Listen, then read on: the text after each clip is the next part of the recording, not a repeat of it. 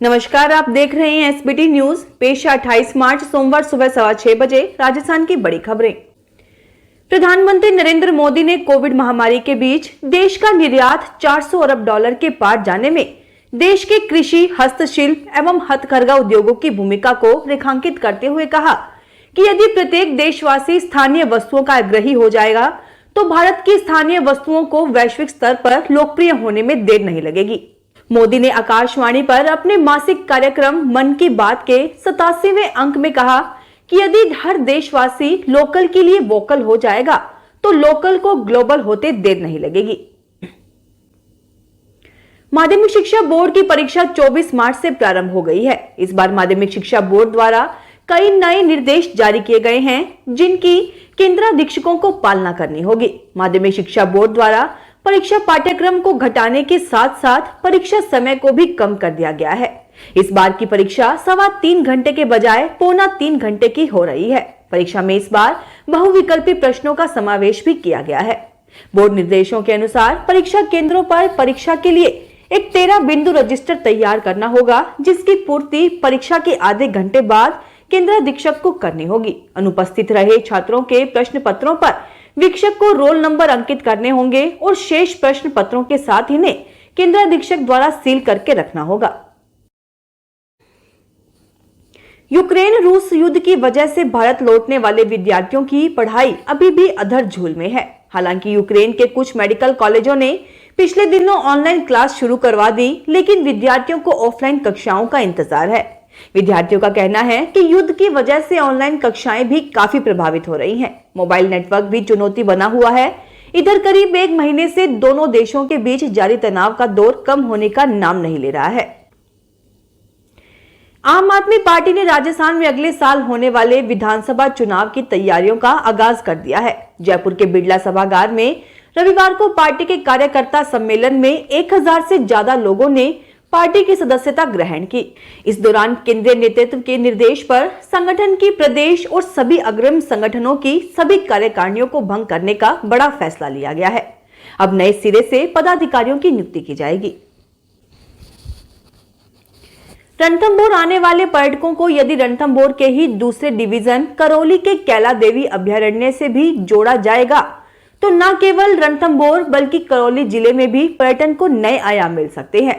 2018 में वन विभाग की ओर से कवायद भी शुरू की गई थी और इस संबंध में प्रस्ताव तैयार करके उच्च अधिकारियों को भी भिजवाया गया था। हालांकि अब तक प्रस्ताव को उच्च अधिकारियों की स्वीकृति नहीं मिल सकी है, लेकिन यदि प्रस्ताव पर मोहर लगती है तो जिले के साथ करौली में भी पर्यटन के साथ साथ रोजगार के अवसरों में भी इजाफा हो सकेगा।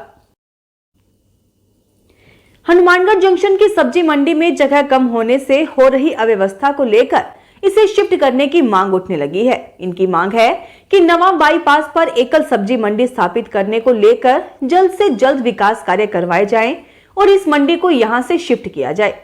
मंडी को नवा बाईपास पर शिफ्ट करने की मांग को लेकर रविवार को आसपास गांव के फल सब्जी उत्पादक किसानों ने रोष प्रकट किया। किसानों की माने तो गत दिनों में सब्जी में हो रही परेशानी को लेकर जिला कलेक्टर को अवगत करवाया गया था, लेकिन कोई सुनवाई नहीं हुई।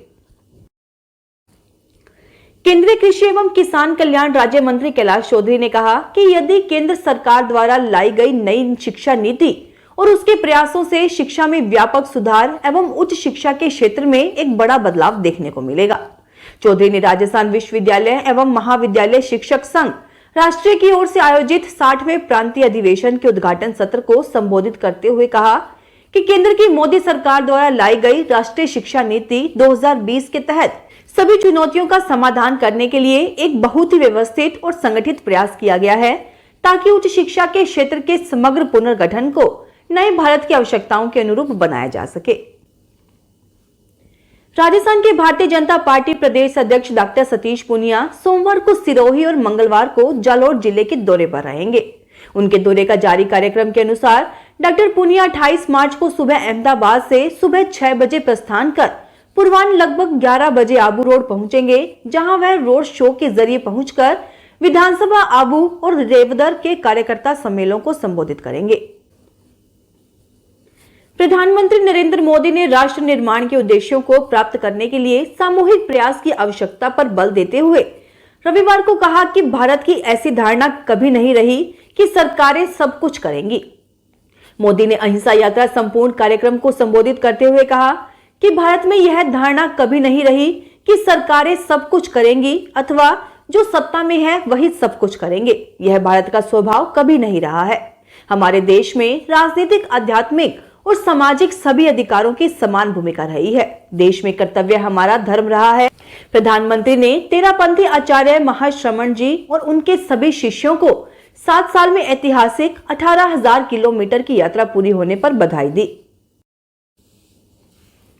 राष्ट्रीय ट्रेड यूनियनों के सोमवार से 2 दिन के देशव्यापी श्रमिक हड़ताल के दौरान केंद्रीय विद्युत मंत्रालय ने 28 से 30 मार्च तक राज्यों तथा सभी उपक्रमों को बिजली आपूर्ति ग्रिड की व्यवस्था सुचारू बनाए रखने के लिए रविवार को आवश्यक परामर्श जारी किए।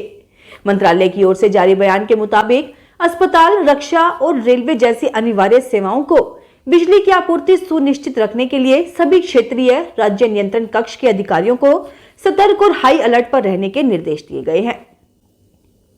फिलहाल इस बुलेटिन में इतना ही। फिर हाजिर होंगे और बड़ी खबरों के साथ। एसबीटी न्यूज के वीडियो देखने के लिए हमारे चैनल को सब्सक्राइब करें और नोटिफिकेशन पाने के लिए बेल आइकन को प्रेस करें।